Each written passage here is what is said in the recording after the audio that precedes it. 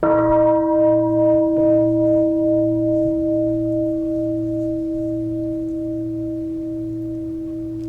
you very much.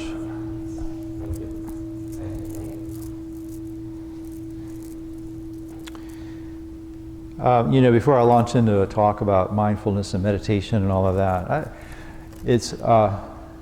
I get asked this a lot about Buddhism and other religions. And Buddhism is a path of practice. And so that's what we're going to talk about today mainly is how to practice Buddhism. And a lot of other religions are sort of paths of belief. Faith comes into play in Buddhism, but the religion is really about what you do. It's not necessarily so much about what you believe in. And so you find a lot of people who consider themselves Christian, but they practice Buddhism. Or they consider themselves Jewish and they practice Buddhism. And once a week I go to a correctional institution and lead a Buddhist group there. And there are several of the guys who consider themselves Muslim, and they come to our meetings to practice Buddhism. So in prison they're not allowed to declare two religions at once. They're only allowed to have one. But out here we don't have to worry about that. You can call yourself a Christian Buddhist or a Jewish Buddhist or a Unitarian Buddhist. I have a friend who considers herself, she calls herself a Jubu. Because she's a Unitarian Universalist who culturally identifies as Jewish and practices Buddhism. So that is totally okay with us. Most of the people who come to these things and who come to most of the meetings that I lead and so on really are coming to learn about meditation mainly. And once a month I go to Palm Coast and we meet at the Palm Coast Library, and there's usually about 8 or 10 people who show up pretty regularly. This last time I was there, I guess everybody's New Year's resolutions was to learn how to meditate, because we had about 25 people show up, which was nice, and a lot of them I'd never seen before. And so I said, well, let's start by going around the room and ask everybody who they are and why they're there. And so got everyone's names, which I promptly forgot. And then, but people said why they came, and of the newcomers, I'd say almost all of them said, I'd like to learn how to calm my mind. And I think that's a very common reason that people come to events like this, is to calm their mind. And so as I was listening to these people talk about wanting to learn how to calm their mind, I remembered this Zen koan that I kind of like. And most of you probably have heard of koans. A lot of the time when people that don't know very much about Buddhism find out that I'm a Dharma teacher, they'll say, so what is the sound of one hand clapping anyway? So that's a Zen koan, and these are actually fairly specific to a particular little segment of Buddhism in a particular school of Zen. And I've never actually done formal koan study, although I've had some teachers that had fascination with them, and so I've discussed them and I like them and I kind of think about them. But the way you formally do that is you come in and there's a teacher who gives you a koan, and then you go off and you meditate for a while, and then you come back and give him an answer, and he says no and rings a bell, and then you go meditate. Anyway, it's this long process, and fortunately I've never had to do it. But I do kind of enjoy hearing them and thinking about them a little bit. And so there's one of them that I particularly like, and Bodhidharma was this Indian monk who went to China about the 6th century AD. And this is where Zen started, when Bodhidharma went to China. And the story has it that he went to this monastery and sat in the meditation hall facing the wall for 9 years before he agreed to teach anything. And so he had taken on his first student, a fellow named Shinko or Eka. And so he became the second patriarch of Buddhism, this Shinko fellow. And apparently when he first took him as a student, Shinko came to Bodhidharma and said, "My mind has no peace. I beg you, Master, please pacify my mind." And so Bodhidharma said, "Okay, bring your mind here and I'll pacify it for you." So Ika goes away and thinks about this for a while, and then he comes back and says, "I've searched all over for my mind, but I can't find it." And Bodhidharma says, "Oh, very good. I've pacified it for you already." And most of you are sitting there going, "What is this fellow talking about?" So we're going to talk about this. So this is sort of the futility of trying to calm your mind or having someone else calm your mind for you. And kind of the point of this whole story is that Bodhidharma was telling him, you've got to look within. You've got to look and see what is going on in my mind. Because when we clarify our mind, we find that the difficulties go away. Most of our difficulties are really of our own creation. So a lot of times I'm asked to go to college classes and talk about meditation and stuff. And so there's a famous Thai master named Ajahn Chah who was known for having a jar of muddy water on his altar. It's more like concrete than mud, but anyway. And so he would shake up this jar of muddy water, and then he would set it down and say, "That's like your mind." So kind of the first step in meditation is we try to clarify what's going on in our mind. And we do this by setting it down. If I carry this around and keep shaking it up, it's going to stay cloudy. The more you shake it up, the cloudier, the more it's going to just remain cloudy. If I said, use some technique to clarify this, see if you can shake it really, really hard and it'll become clear. It's not going to work. So if you try to force it to become clear, it's not going to happen. But once you set it down and let it sit, then the big chunks settle down, and then the bigger chunks of sand, and then finally the finer dust. And eventually, if we let it sit there long enough, this is going to become completely clear. And so this is what we do with meditation. We take all of this activity, all this jumping around that's going on in our mind, and we just kind of rest it on something. And when we rest the mind, all of that stuff that's bouncing around in there, that's creating all this cloudiness, will begin to settle. So there's no like magic incantation that you can say that's going to make your mind clear. There's nobody else who can calm your mind for you. It just takes time, and it takes just resting on a stable platform. And so that's really why we practice meditation. We're practicing creating this stable platform that our mind can rest on so that it can become clear. And this is really the first thing we have to do when we learn how to meditate, is we have to start letting the mind settle down. A lot of times people will come and say, "Oh, I've tried to meditate and I can't, because as soon as I sit down, the mind starts jumping here and jumping there." And the thing is, that is meditation. If you can just look into your mind enough to see that it's jumping around all over the place, you're meditating. Because it's doing that all the time anyway. You just don't notice it until you try to let your mind settle down. So meditation, as the Buddha talked about it, is part of a really comprehensive sort of spiritual package. There's an Eightfold Path. And I'm not going to try to unpack the entire Eightfold Path for you today, but I'll simplify it for you a little bit. You can think about it in terms of developing wisdom, living ethically, and training your mind. So by developing wisdom, I mean that we learn to see things clearly, see things as they are.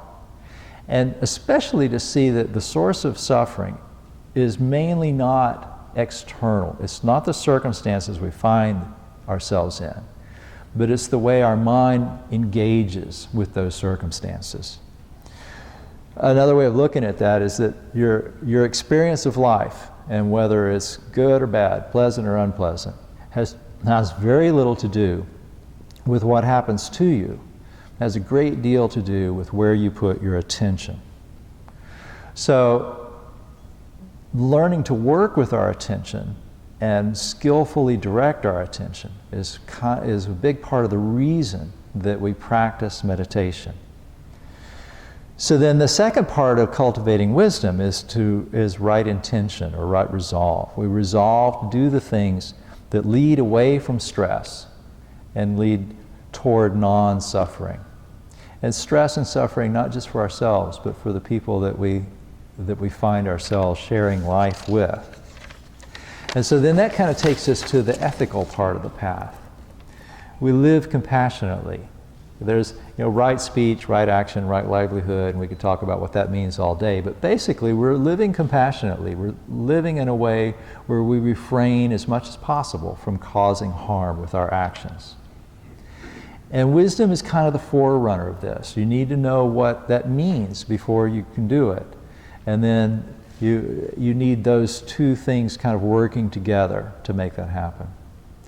So there's a simpler way to look at this, even simpler than that. There's an old story about there was a monk who was famous for meditating sitting in trees, and so that was his name, was like old tree sitting guy or something. And so the story goes that this ascetic was traveling down a path, saw this monk sitting in a tree, and said, "Hey, would you tell me what your path of practice is in as few words as possible?" And the old monk said, "Well, it's just this: do good, avoid evil, purify the mind." And this ascetic goes, "Well, that's really simple. Even a small child can understand that." And this monk said, "Yes, but even an old man like me has a hard time doing it." But this is, so as a path of practice, it's something that we have to work at doing. Living ethically, doing good. In other words, be kind and be charitable. Be generous with your attention. Be generous with your friendliness. Be generous with your kindness. We chanted the Metta Sutta a few minutes ago, and then we did those well-wishing verses.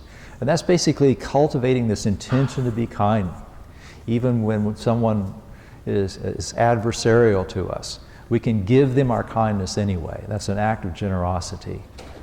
And then avoid evil. And basically what we mean by that is avoid doing the things that cause suffering for ourselves and others. Evil, and I don't like to use the term evil, but it's kind of convenient. Evil in Western culture tends to get kind of packed with these ideas about morality and somebody else deciding what's good and what's evil and all of that. But really it just means avoid those things that lead to suffering for others and for ourselves. And then purify the mind. And this is where things get a little bit interesting. It means we don't hold on to views, to ways of seeing the world that lead to stress, and that we develop mental habits that lead to peace. So don't cling to things that become stressful, and develop habits that lead to non-stress, to peacefulness. And so this is where meditation fits into this path. We come in here to train our minds, but we don't train our minds so we become really good meditators, although we will. I mean, that's a side effect of it. But we're developing skills so that we can live skillfully. So we can live, we practice mindfulness while we're sitting here with our eyes closed, observing what's going on in our mind and body. So that when we're not sitting here in this nice, safe, quiet environment, and we encounter difficulties, we can encounter them with a skillful response. And so right view, seeing things clearly, again, is kind of the forerunner of that. When we get ready to sit down, we need to realize where the suffering comes from. And then we bring our mindfulness to the process of meditation, so we stay on track with that. So there's basically there's three factors that the Buddha talked about when he talked about the Eightfold Path that apply to this idea of purifying the mind. Right effort, right mindfulness, and right concentration. Right effort basically means what I just said. You're cultivating mental habits that are helpful. Things like kindness that we chanted about before. That's a mental habit that actually leads to happiness, not just for the people that we're being kind to, but it also leads to happiness for ourselves. In fact, there's a whole bunch of people with PhDs out in Berkeley that research this stuff, and they found that if you behave in a kind fashion toward others, it actually makes you feel even better than when someone is kind to you. So you don't need a PhD for this, but it's nice when scientists discover that what the Buddha said 2,500 years ago is really, kind of works, stands up to testing. So developing habits of mind that lead to peace and happiness, and letting go of habits of mind that lead to stress, that's right effort.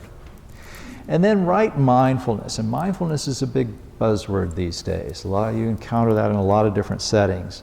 And basically we mean paying attention to how the mind is engaging with the world, and whether that engagement is attaching us to things that cause suffering or freeing us from suffering. And then right concentration means setting the mind on an appropriate, stable surface, an appropriate object, in order that the mind can become stable and calm. So mindfulness and concentration work very closely together. There's this term that you find a lot these days called mindfulness meditation. And that gives you a little bit of a perception that there's a way to meditate that only involves mindfulness. And it's kind of a misperception. I actually have a certification in one of these mindfulness meditation things. It's one that was developed for inmates. But the first thing you have to do when you practice this stuff is learn how to concentrate. So concentration and mindfulness work together very, very closely. I was listening to a Dharma talk by a famous Thai monk once, and he used a very interesting analogy. He compared concentration and mindfulness to mountain climbers. He said, you can't get to the top of the mountain without both. The mindfulness and concentration help one another climb to the summit. He says, but concentration wants to get there because it likes how peaceful it is on top of the mountain. And mindfulness wants to get there because it likes the view from the top of the mountain. So concentration leads to calmness, mindfulness leads to a deeper awareness. And I think that's a very clever analogy, but it leaves out something important. It leaves out effort. You can't get to the top of the mountain with just mindfulness or concentration. You also need effort. So if effort's your third mountain climber, he's like the guy he's the strong one. He's the one that heads up first and drives the anchors into the wall so that if concentration or mindfulness slip a little bit, they don't fall too far. So why does effort want to go to the top of the mountain? Likes the exercise. Okay? Seriously. So the more you use this effort, the stronger you become spiritually. Climbing a mountain leads to great physical strength. Meditation leads to greater spiritual strength. So over the course of the day, we're going to go through this process step by step. But basically, you develop the ability to keep your mind still by cultivating these skills. And then you don't have to calm your mind. The mind finds its own calmness. So as long as you keep it set on your object of meditation, all of this stuff that's floating around creating your stress can begin to settle, and the mind becomes calm and clear. It's not as easy, unfortunately, as setting it on a table. It's more like trying to balance this on top of your head, because things are going to come up. They're going to want to move you a little bit, and you have to constantly be bringing yourself back to this point of being centered and concentrated. So in the context of meditation, the Buddha talked about mindfulness like this. He said, first of all, it's not just mindfulness, it's right mindfulness. So it's being mindfulness in a kind of right, skillful way. He says there's the case where someone remains focused on the body in and of itself, ardent, aware, and mindful, putting away greed and distress with reference to the world. Remains focused on feelings, on the mind, on mental qualities, all of these things, ardent, aware, and mindful, putting away greed and distress with reference to the world.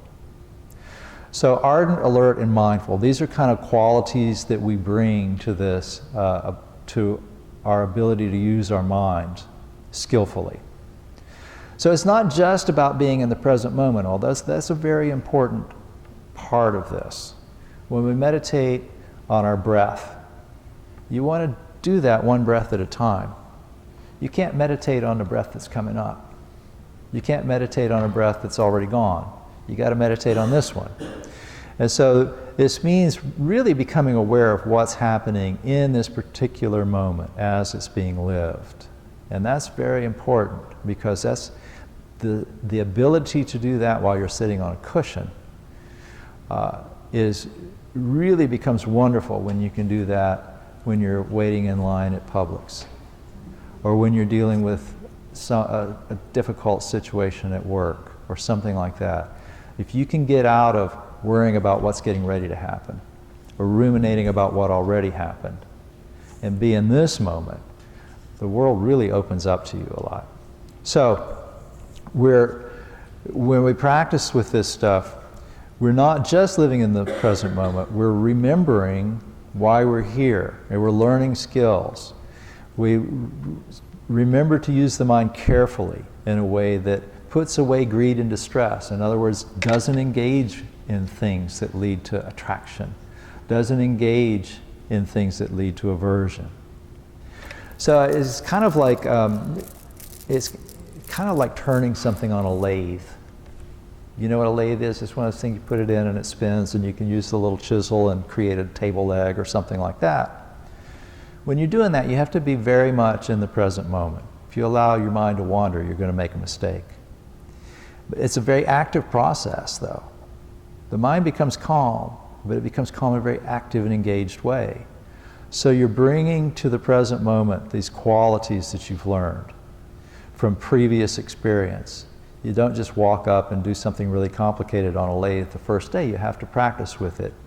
Make finer and finer, more and more detailed cuts. So it's a skill. You bring a lot of the past experiences to the process. So it's not just bare attention or being in the now or whatever you want to call that, although that's a part of it. You learn to see things, what's happening as it is, without a lot of judgment. So you can bring equanimity to bear on your experience. You don't cling to whatever arises or push it away.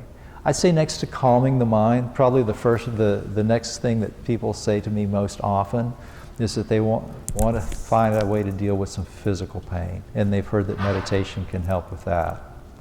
And so the intuitive thing to do when you're meditating and pain arises is to push it away or ignore it. And it actually doesn't work. What you have to do is accept whatever's going on right now, but without identifying with it, without building an idea of yourself around it, without engaging it in a way that enhances the suffering, but just kind of letting it be there.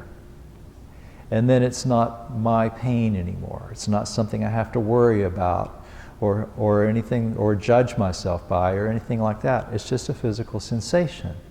And it's the same with sounds outside and thoughts that arise and things like that. We let them happen. We don't have to let them hook us.